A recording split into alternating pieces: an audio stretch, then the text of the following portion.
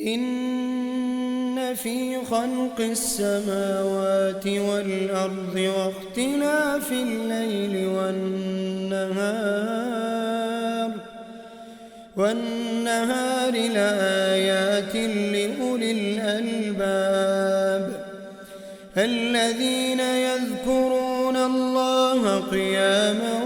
وقعودا وعلى جنوبهم ويتفكرون في خلق السماوات والأرض ربنا ما خلقت هذا باطلا سبحانك فقنا عذاب النار ربنا إنك من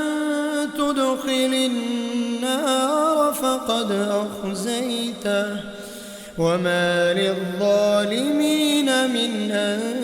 أنصار ربنا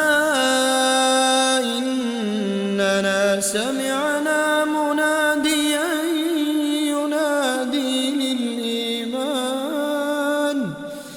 مناديا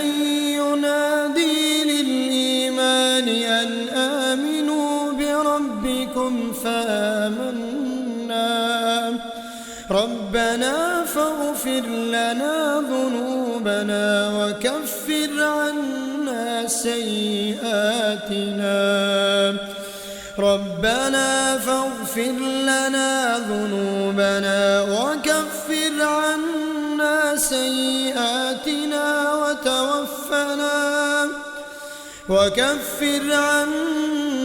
سيئاتنا وتوفنا مع الأبرار